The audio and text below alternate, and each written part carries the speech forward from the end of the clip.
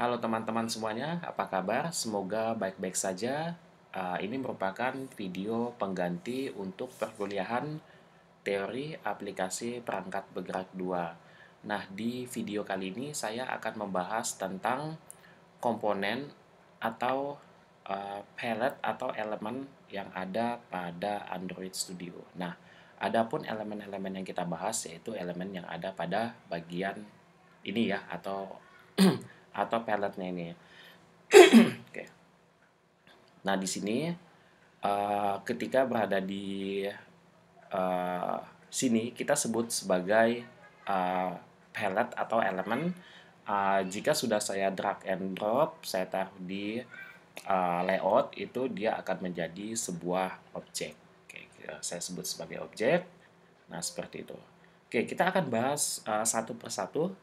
Nah, untuk yang pertama ini ada common. Nah, di sini kalian bisa pilih. Common ini artinya uh, elemen-elemen atau palette yang sering sekali digunakan. Nah, makanya dia diletakkan di bagian common di sini. Oke, kita langsung next saja. Kita langsung masuk saja ke text karena text view button ini text view ada di text. Kemudian untuk yang button nanti ada di button ya di sini. Nah, kita jadi langsung ke teks saja.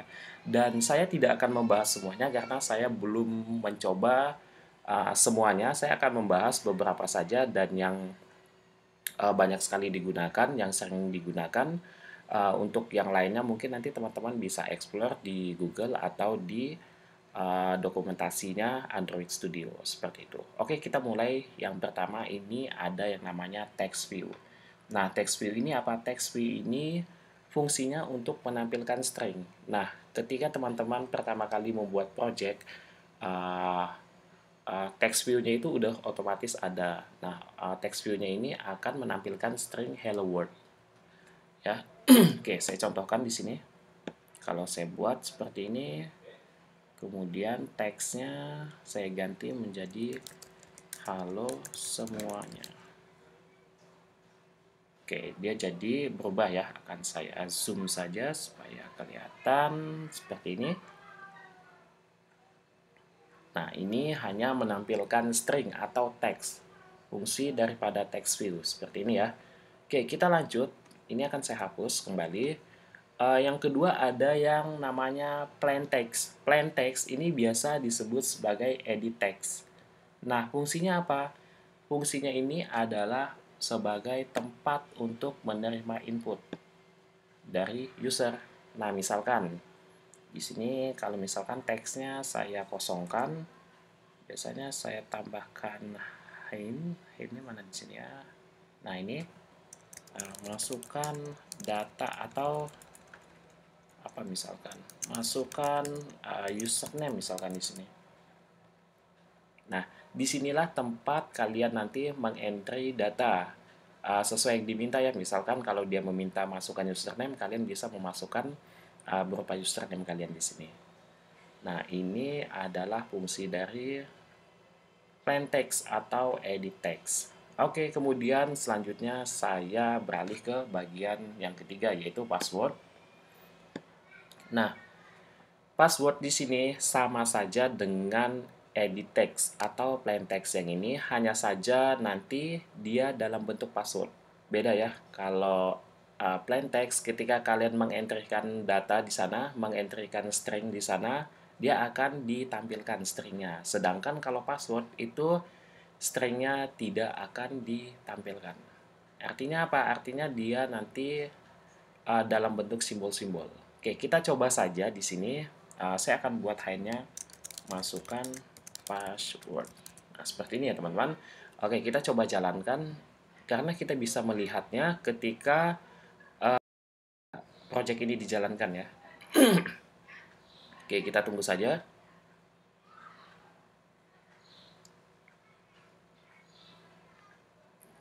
Oke, sembari menunggu.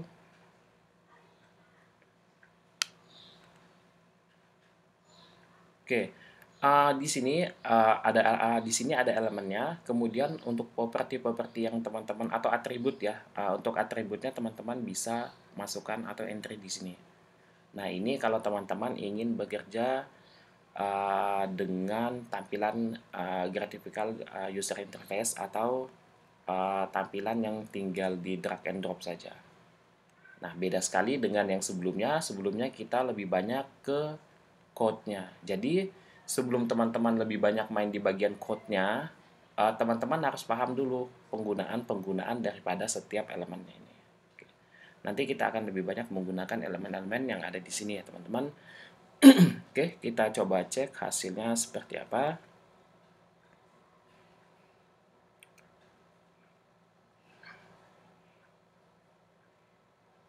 Oke, sepertinya kita perlu melakukan running lagi di sini.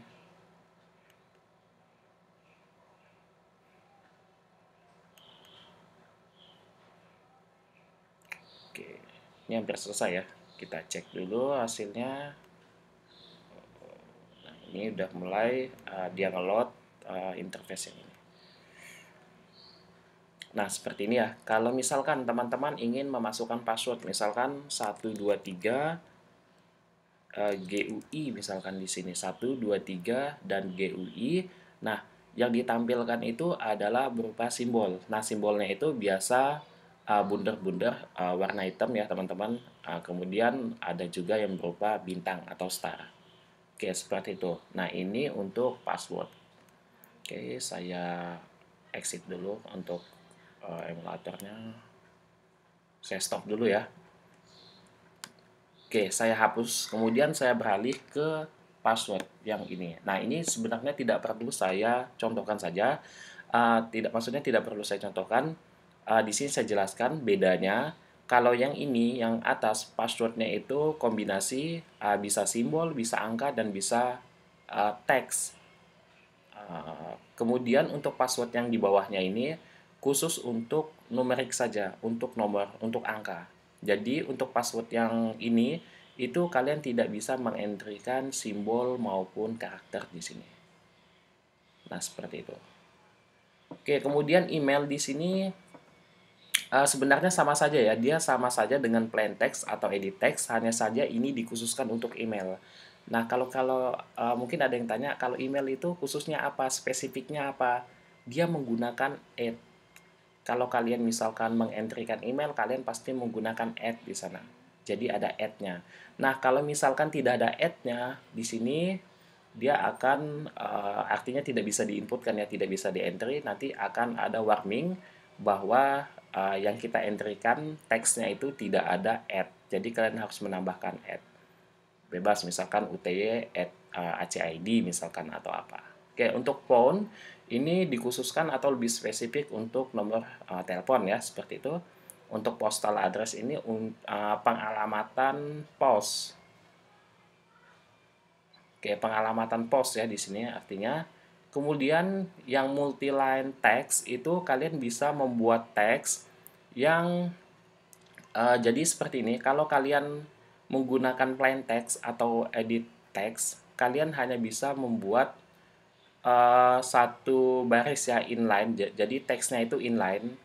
Kemudian kalau yang multi-line text, kalian bisa memulai baris baru di bawahnya. Jadi kalau kalian udah menuliskan misalkan di sini, kalian sudah tuliskan, oke, saya contohkan saja ya biar lebih mudah dipahami oleh teman-teman. Jadi maksudnya itu ketika kalian menuliskan teks di atasnya, kalian enter, nanti dia akan ukurannya ini akan mengikuti teks yang sebanyak kalian enterkan di dalamnya itu. Oke, jadi nanti dia akan memulai baris baru. Oke, kita contohkan saja di sini.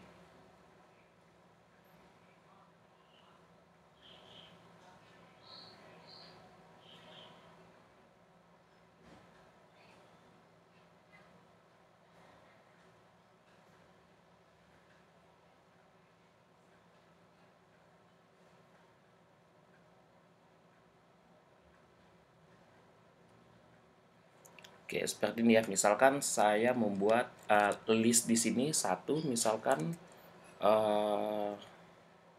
A, misalkan ini sebagai contoh saja. Kemudian saya enter. Kemudian B seperti ini. Kemudian C.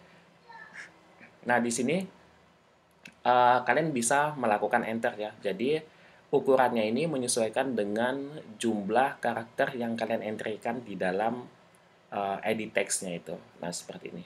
Jadi multi-line text itu artinya di sini ada banyak sekali baris-baris berupa teks ya atau karakter. Oke, seperti itu. Kemudian saya lanjutkan kembali untuk yang time ini dikhususkan untuk waktu ya teman-teman. Kemudian date ini untuk tanggal, kalau number ini dikhususkan untuk penomoran. Sebenarnya ketika kalian nanti akan saya bahas ya, saya lanjutkan dulu. Untuk yang numbers ini sebentar. Sign, nah ini saya belum coba. Nanti teman-teman silakan coba saja untuk number yang sign it ini apa artinya. Sign in. Untuk yang number ini jadi di sini berupa desimal ya. Angkanya itu berupa angka desimal. Kemudian yang autocomplete text view, nah di sini kalau kalian misalkan sudah mengentrikan sebuah teks di dalamnya, nanti kalau kalian ingin mengentrikan nanti ada autocomplete-nya. Jadi teks yang sebelumnya itu akan ditampilkan kembali ya. Seperti itu. Nah, ini autocomplete. Untuk multi autocomplete text view ini mungkin sama saja, hanya saja ini lebih banyak ya karena di sini multi autocomplete. Kemudian yang check text view di sini bentuknya seperti checked atau penanda seperti ini ya, ada penandanya. Kemudian text input layout. Jadi ada layout yang yang menggunakan text input juga seperti itu. Tapi saya belum coba yang text input layout ini. Jadi text input itu ada layout untuk text input, nah seperti itu. Oke, saya tidak semuanya saya coba. Nanti teman-teman mungkin bisa explore lagi lebih jauh tentang elemen yang untuk teks atau palette yang untuk teks ini ya teman-teman. Oke, seperti itu. Kita lanjutkan yang kedua ada button di sini. Nah, untuk button yang pertama di sini ada button yang default, yang bukan default ya, artinya yang general sekali, yang umum digunakan oleh developer. Kemudian ada image button. Image button ini adalah button, jadi tombol yang punya background atau gambar. Jadi gambarnya ini bisa custom, artinya bisa kalian include di dalam buttonnya ini. Nah, caranya gimana? Kalian pastikan dulu kalian sudah memiliki gambarnya di drawable ini. Seperti itu. Chip group saya belum pernah, mungkin ini seperti uh, switch gitu ya, mungkin double, kita coba saja. Oke, di sini karena bentuknya kecil. Oke, saya belum tahu ya untuk yang chip group ini. Kemudian chip ini mungkin dia seperti switch. Nah, kalau checkbox ini, kalian bisa memilih nanti. Jadi kalau misalkan di sini ada banyak sekali checkbox, kalian bisa memilih beberapa. Nah, ini karena ketimpa ya dia ya. Oke, ini ada dua tapi ketimpa. Oke, seperti itu. Nah, ini bisa kalian pilih satu-satu. Misalkan kalau ada 3 checkbox, kalian pilih tiga-tiganya boleh.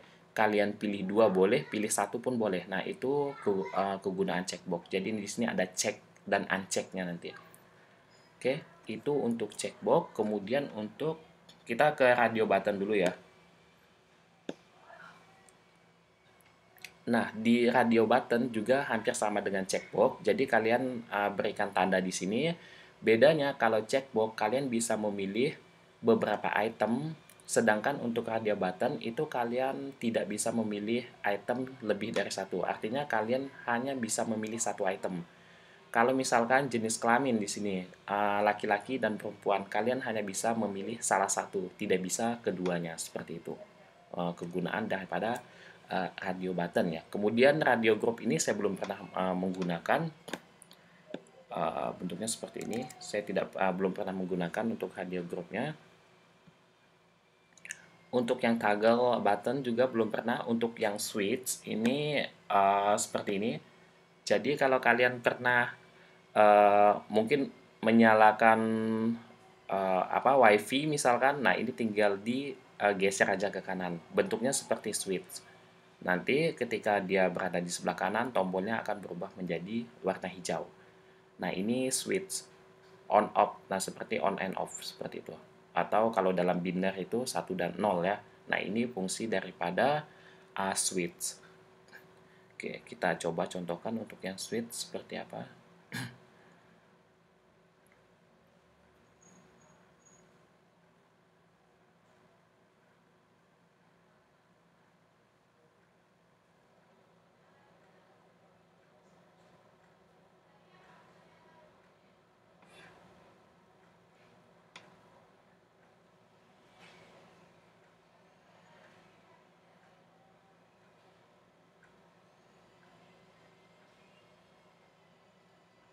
Nah, ini untuk yang switch ya teman-teman. Nah, jadi teman-teman tinggal geser saja nanti tombolnya ini akan berubah warna hijau. Nah, ini untuk mematikan, kemudian untuk menyalakannya kembali. Nah, itu penggunaan switch. Kemudian kita beralih ke yang ketiga, yaitu widgets di sini. Nah, untuk widgets di sini ada banyak sekali, tapi tidak akan semuanya saya review. Oke, yang pertama di sini ada view. View itu kegunaannya untuk pembatas, atau di sana bisa kita sisipkan atau berupa latar belakang. Nah, misalkan bentuknya seperti ini, teman-teman. Oke, ini sebenarnya bisa dikecilkan. Nah, seperti ini. Kalau teman-teman ingin membuat, sebentar. Kalau teman-teman ingin membuat header juga sebenarnya bisa menggunakan view ini ya. Oke, ini saya gimana cara, nah seperti ini. Jadi di sini teman-teman sebenarnya bisa mengentrikan gambar, atau teman-teman ingin membuat aplikasi untuk belajar coding online. Nah, di sini bisa teman-teman gunakan untuk menyisipkan kode program ya, atau source code-nya. Seperti itu. Jadi di sini bisa saya katakan sebagai pembatas atau pembungkus ya di sini ya. Oke, itu salah satu kegunaan view. Kemudian image view ini adalah untuk menampilkan gambar ya. Jadi untuk gambar yang menggunakan image view, yang jelas teman-teman pastikan dulu gambarnya berada di drawable ini. Jadi teman-teman copy paste di drawable gambarnya. Oke, kemudian web view di sini. Kalau web view ini tampilannya seperti halaman web ya sepertinya. Saya belum pernah mencoba juga. Mungkin teman-teman bisa coba. Kemudian video view ini mungkin dalam bentuk frame video, jadi di dalamnya disisipkan video. Kalau kalender ini nanti dia ada kalendernya seperti ini. Nah, ini untuk kalender. Oke, kalau untuk progress bar, nah untuk progress bar ini sebenarnya ini seperti loading ya, jadi elemen grafis untuk visualisasi proses. Jadi contohnya itu saat teman-teman login. Jadi saat login atau teman-teman pindah halaman, kemudian nanti ada progress bar-nya yang bundar-bundar yang muter. Nah, itu kita sebut sebagai progress bar. Nah, kemudian ini progress bar hanya saja bentuknya horizontal. Jadi horizontal itu maksudnya dia memanjang di sini. Nah, jadi kalau teman-teman pernah main game, di sana ketika masuk game nanti ada progress bar yang horizontal. Seperti ini. Mobile Legend ya misalkan ya, kalau yang udah yang main Mobile Legend ada progress bar-nya seperti ini. Oke, seperti itu. Selanjutnya untuk apa ini namanya? Sigbar ini. Nah, ini sebenarnya saya definisikan sebagai sebuah lintasan ya. Jadi sebuah lintasan range, ada range-nya dalam bentuk scroll. Jadi ini sebenarnya lintasan range. Jadi di sini ada range-range-nya. Nah, ini sebentar saya jalankan saja di sini. Jadi ini lintasan, dia punya sebenarnya di sini punya range, hanya saja di sini tidak dituliskan. Tapi nanti ketika teman-teman geser, angkanya akan keluar di sini. Nah, biasanya ini digunakan untuk harga ya. Misalnya teman-teman ingin mencari item produk yang harganya 100.000 sampai 1 juta misalkan. Jadi maksimalnya teman-teman bisa ke 1 juta seperti itu. Jadi nanti dia hanya mencari yang 100.000 0 sampai 1 juta. karena ini cuma satu ya ininya, scrollnya ini. Oke, kita. Nah, ini sebenarnya tinggal ditarik saja. Oke, kita coba lihat di sini hasilnya. Nah, ini bisa teman-teman tarik saja seperti ini. Nah, sebenarnya di sini ada angkanya, ketika teman-teman tarik di sini nanti keluar angka di sini. Seperti itu progress bar. Nah, untuk stick bar yang kedua ini sama saja, hanya saja di sini range-nya itu terlihat. Makanya di sini ditulis discrete ya. Kalau discrete itu memang bentuknya seperti ini. Nah, jadi range-nya itu misalkan ini 0, 1 juta, 2 juta, 3 juta, 4 juta, dan seterusnya. Nah, sama saja teman-teman bisa guess ya, menggunakan ini ya, layar sentuh atau touchscreen. Oke, seperti itu. Untuk rating bar di sini, saya pikir teman-teman udah tahu ya, kalau yang suka nonton film, ketika kalian ingin memberikan rating, sebenarnya tidak hanya di film ya. Ini di aplikasi aplikasi-aplikasi. Nah, ini untuk di aplikasi lain juga sudah banyak yang menggunakan. Misalkan ketika teman-teman order GoFood atau GrabFood, nah teman-teman memberikan rating menggunakan bintang seperti ini ya. Jadi ini sudah pasti sudah banyak sekali teman-teman gunakan.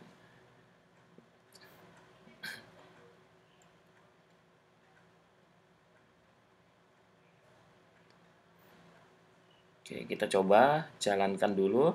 Jadi di sini tidak semuanya saya contohkan. Nanti teman-teman mungkin bisa mencontohkannya sendiri ya. Kalau teman-teman penasaran ini sebenarnya untuk apa, yang belum saya jelaskan, mungkin nanti teman-teman bisa explore di internet atau langsung ke dokumentasinya Google ya, Android Studio. Nah, seperti ini ya.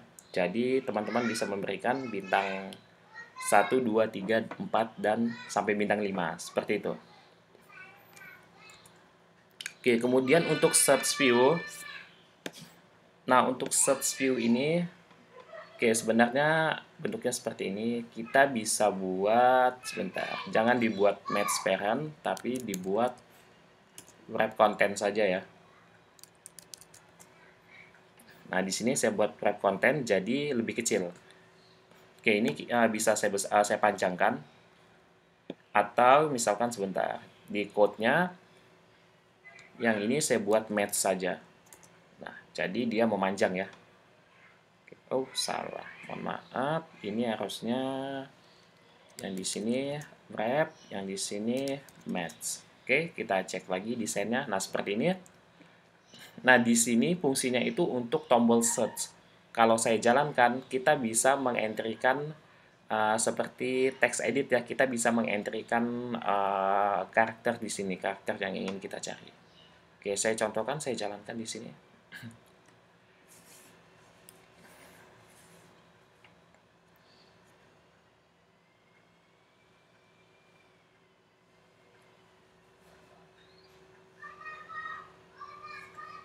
Nah, di sini teman-teman bisa mengentrikan karakter yang ingin teman-teman cari atau yang ingin teman-teman search.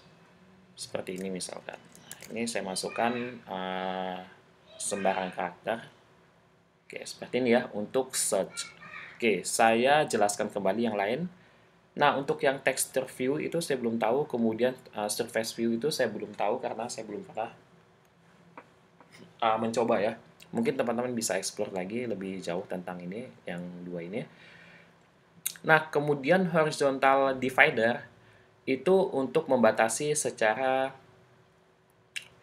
horizontal. Jadi misalkan teman-teman punya, misalkan di sini ada objek, kemudian teman-teman bisa batasi menggunakan divider ini.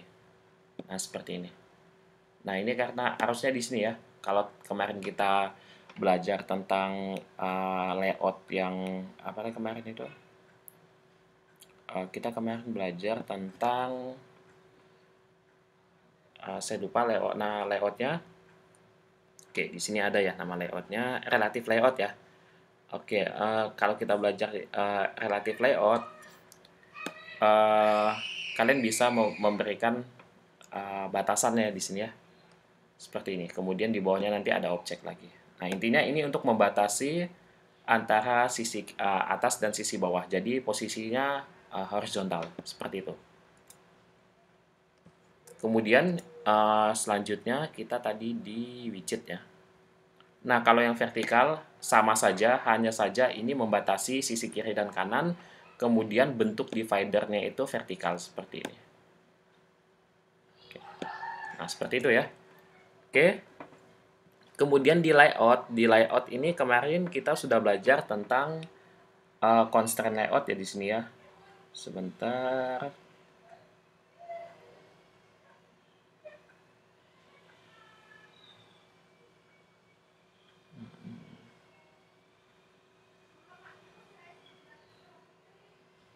Oke. Oke, kemarin kita udah belajar tentang layout. Di sini ada yang constraint layout. Nah, yang guide line ini belum kita gunakan ya. Kalau yang linear layout ini juga sudah, ada yang horizontal, ada yang vertikal orientationnya. Kemudian yang frame layout, tabel layout untuk tabel. Tabel row ini untuk baris daripada tabelnya. Kalau frame ini lebih ke dalam bentuk frame-frame ya, kotak-kotak seperti itu. Nah, kalau yang space ini saya belum cari lebih jauh. Sepertinya untuk spasi ya di sini ya, untuk pemberian jarak. Nah, itu untuk layout. Nah, kalau ada yang tanya relatif layout di mana, adanya di legacy. Yang di sini legacy ini ya. Jadi di legacy ini ada relatif layout. Oke, kemudian container. Nah, di container itu ada banyak sekali elemen ya. Yang pertama ada spinner di sini. Spinner ini spinner ya di sini ya menyebutnya.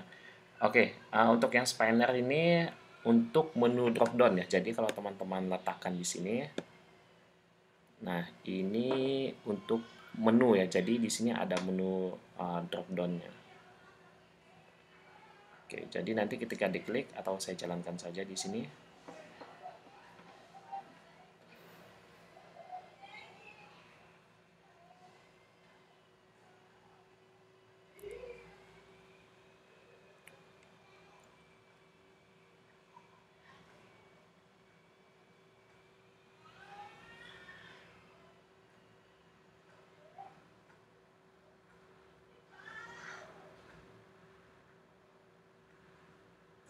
Oke, di sini ada panah ya, panah ke bawah. Nah, ini untuk menu drop down-nya. Jadi kalau kalian klik, nah di sini kebetulan menunya belum ada ya. Kalau kalian klik di sini nanti ada beberapa menu yang bisa kalian pilih. Jadi itu untuk drop down-nya.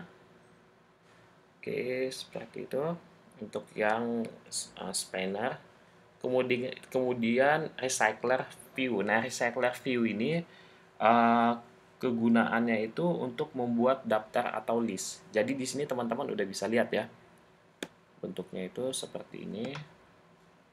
Nah, jadi ada item-item, hanya saja di sini tidak ada sub-itemnya. Nah, untuk kalau teman-teman pengen yang ada sub-itemnya, nanti ada di bawah ya, yang ada sub-itemnya. Nah, ini untuk membuat list atau daftar. Bentuknya seperti ini. Oke, kemudian untuk yang scroll view, ini banyak sekali digunakan ya, scroll view ini. Teman-teman biasanya kalau ingin scroll teks sampai ke bawah, nah seperti ini namanya scroll view. Seperti ini. Nah, ini namanya adalah scroll view ya. Jadi ke atas dan ke bawah. Nah, untuk yang ke kiri kanan itu kita bisa menggunakan yang horizontal scroll view. Jadi dia ke sisi kiri dan kanan. Nah, yang ini. Ini namanya horizontal scroll view. Yang ini ya. Oke, kalau bisa kita pindahkan seperti ini juga. Kalau yang nested scroll ini scroll yang ada di dalam scroll. Jadi kalau teman-teman pernah belajar tentang if bersarang atau if bercabang, nah ini nested bersarang atau nested bercabang. Bukan bercabang ya, tapi di dalam nested itu ada nested lagi. Di dalam scroll itu ada scroll lagi. Nah, itu kita sebut sebagai nested. Seperti itu. Jadi ada if nested, atau nested if ya, nested if atau if bersarang, ada scroll bersarang. Jadi di dalam scroll ada scroll lagi. seperti sebuah apa ya? Di dalam cerita ada cerita lagi, nah seperti itu. Nah ini kita sebut sebagai nested scroll view. Oke, kemudian ada view page, apa nih, pager ya, pager 2. Ini untuk halaman sepertinya. Ya, ini untuk halaman ya. Untuk pindah ke halaman selanjutnya karena di sini ada buttonnya. Oke, bentuknya seperti button play button gitu ya. Nah, oke, kemudian card view ini untuk menampilkan bentuknya seperti kartu. Jadi frame bentuknya seperti kartu.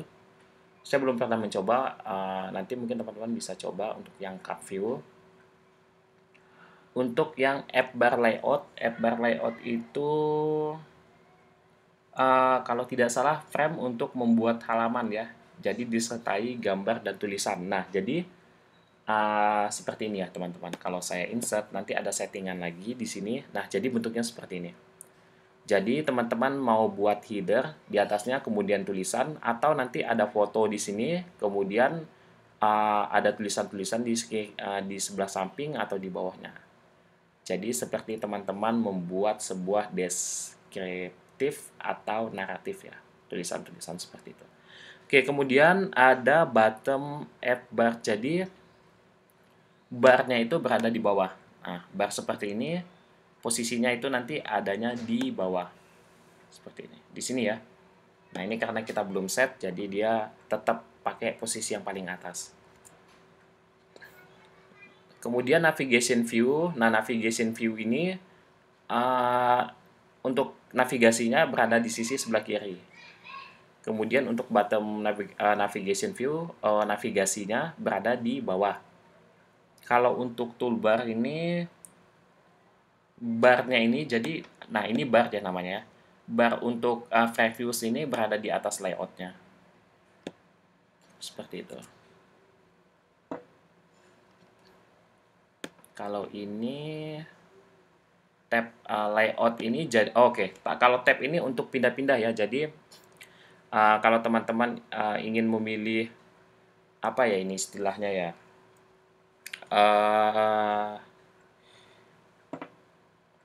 kayak seperti apa? Kalau misalkan kalian ingin ganti tema misalkan, nah kalian bisa memilih ingin menggunakan yang tema yang dark atau yang light. Nah ini bentuknya seperti ini. Jadi pilihan ya gitu, seperti pilihan. Ini bentuknya saya lupa. Biasanya digunakan di dunia front end untuk desain ya seperti ini menggunakan tab layout ini. Nah, jadi bentuknya seperti tab. Jadi kalian tinggal pilih saja mau yang mana di sini, tinggal diklik. Nah, itu tab layout. Nah, kemudian ada tab item di sini. Sebentar, saya juga belum. Oke, di sini. Nah, saya belum tahu ya untuk tab item ini penggunaannya seperti apa. Sepertinya dia mungkin dikombinasikan dengan item yang lain atau elemen atau objek yang lain. Oke, seperti itu. Untuk yang lainnya mungkin teman-teman bisa explore ya, karena yang paling penting ini yang bagian atas ini saja. Oke, kemudian yang Google di sini karena Android itu di bawah naungan Google, maka di sini ada Google menyediakan fasilitas memang untuk mempermudah ini ya, bagaimana supaya jadi aplikasi kita itu bisa terhubung dengan fasilitas-fasilitas atau service lain yang disediakan Google, misalkan AdView atau ini untuk iklan ya sepertinya seperti AdSense. Kemudian ada Map View di sini untuk peta atau Google Map-nya si Google seperti itu. Oke, kemudian yang terakhir di sini ada Legacy. Nah, di Legacy ini ada Grid Layout, kemudian List View, ada Tab House, ada Relative Layout, ada Grid View. Nah, ini mungkin lebih ke tampilan saja ya teman-teman. Untuk yang Grid Layout itu, layoutnya itu dalam bentuk grid. Jadi grid itu bentuknya kotak-kotak. Hanya saja di sini belum saya download ya. Kemudian List, ini bentuknya list. Bedanya dengan yang tadi, Yang di sini ada sub atau sub itemnya. Jadi yang tadi itu tidak ada sub itemnya, nah di sini ada sub itemnya. Oke, seperti itu untuk yang list view.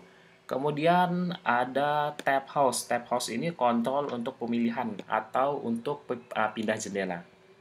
Jadi sama saja ya seperti yang tadi. Uh, Oke, hanya saja ini saya belum tahu karena saya belum menggunakan bedanya lebih detail itu seperti apa dengan yang tadi. Oke, kita uh, oke. Oh, oke, di sini sepertinya dia dia terpisah-pisah ya. Kita bisa mengcustomnya. Jadi di sini dia punya sub lagi. Jadi di linear layout ada tabs-tabsnya di sini. Nah, ada tab 1, tab 2, dan tab 3 seperti ini. Mungkin dia lebih detail dibandingkan dengan tab yang tadi ya, sepertinya ya. Coba saya ke kontainer.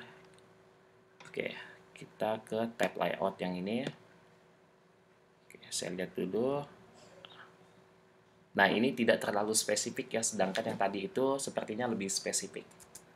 Oke, seperti itu untuk, oke, ada lagi ya. Relative layout kemarin sudah kita bahas. Jadi relative layout itu layout yang bergantung daripada objek di sekitarnya atau objek lainnya. Kalau saya sudah berkatakan objek, artinya berarti dia sudah terdapat di sini ya. Kalau di sini ini bukan saya sebut sebagai objek, melainkan elemen atau palette-nya. Oke, kemudian grid view sama saja dengan grid layout. Mungkin di sini dia lebih ke tampilan grid seperti itu ya. Tapi di sini dia tampilannya dalam bentuk list. Harusnya dalam bentuk grid atau kotak-kotak ya. Seperti itu. Oke, bedanya dengan list view saya belum tahu. Sepertinya di sini harusnya grid view itu saya belum pernah coba ya untuk yang grid view ini seperti apa. Di sini tidak ada sub daripada dynamicnya atau grid view ini. Oke, untuk yang lain bisa teman-teman explore lebih jauh di Google atau di dokumentasinya Android Studio. Di sana sepertinya lengkap ya. Untuk materi ini mungkin cukup sampai di sini. Jadi sebelum kita nanti masuk lebih jauh, teman-teman harus lebih paham tentang elemen-elemen yang ada pada Android Studio atau palette-nya itu harus teman-teman ketahui. Karena apa? Kalau misalkan saya memasukkan teks view di sini, otomatis di code-nya juga dia akan langsung memasukkan text view. Nah, ketika nanti saya akan lebih banyak bekerja di code-nya sini, di sini. Nah, teman-teman harus paham, kalau saya mengatakan saya ingin memasukkan text edit, jadi saya harus tuliskan apa di sini, edit text, seperti ini ya. Seperti itu. Kalau saya ingin memasukkan button, jadi saya langsung pilih button. Nah, kalau teman-teman nanti misalkan bingung, teman-teman bisa ke desainnya dulu aja. Kemudian teman-teman cek di sini, misalkan, oh saya ingin memasukkan, misalkan password, misalkan. Sini. Oke, di sini relatifnya belum ada ya, relatif layout.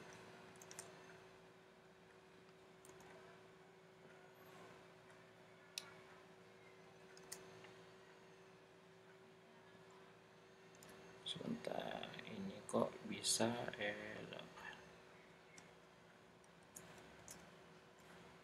Oke, kita sebentar, ini saya hapus dulu saja karena di sini belum ada. Saya tambahkan satu. Oke, sudah seperti ini. Nah, misalkan kalau teman-teman ingin memasukkan apa, misalkan password tidak ada di sini. Oke, jadi kalau teman-teman ingin memasukkan password, teman-teman sebenarnya bisa masukkan aja edit text. Cuma nanti teman-teman lebih spesifik. Saya buat match parent aja di sini. Ini akan saya hapus saja. Oke, supaya tidak mengganggu. Oke, saya tutup dulu ya di sini. Oke, seperti ini. Nah, teman-teman bisa membuat, saya pakai hint aja. sebentar, di sini masukkan email misalkan. Nah, untuk spesifik, teman-teman itu bisa saja memasukkan yang namanya input type. Nah, input type-nya tuh itu di sini udah ada, teman-teman. Jadi teman-teman pengen mengentrikan apa misalkan, sebentar.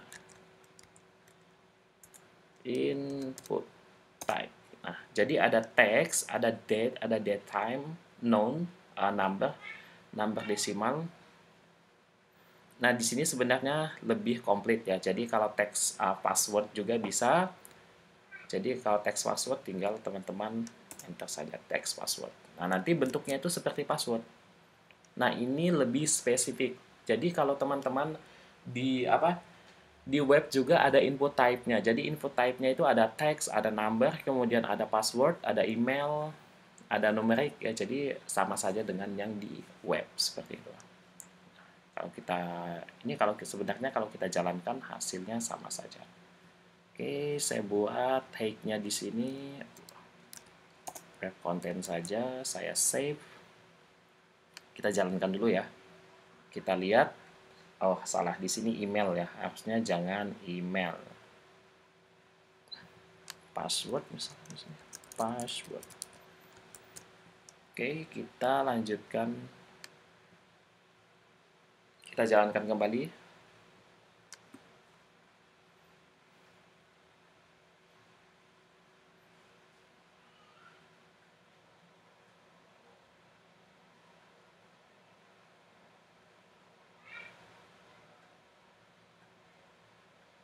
Nah, di sini misalkan saya mengentrikan karakter jadi bentuknya seperti password. Nah, itu kalau teman-teman ingin menggunakan input type. Jadi, mungkin ke depan saya akan lebih banyak menggunakan input type ya, karena saya terbiasa dengan web, jadi mungkin saya akan lebih banyak, lebih spesifik ke input type-nya. Mungkin teman-teman nanti bisa menyesuaikan. Oke, untuk video pertemuan kita atau pertemuan pengganti kita sampai di sini. Silakan teman-teman simak video ini karena nanti kalau misalkan teman-teman tidak menyimak video ini akan kesulitan belajar ke depannya ya. Jadi saya mohon untuk teman-teman menyimak video ini. Terima kasih dari saya.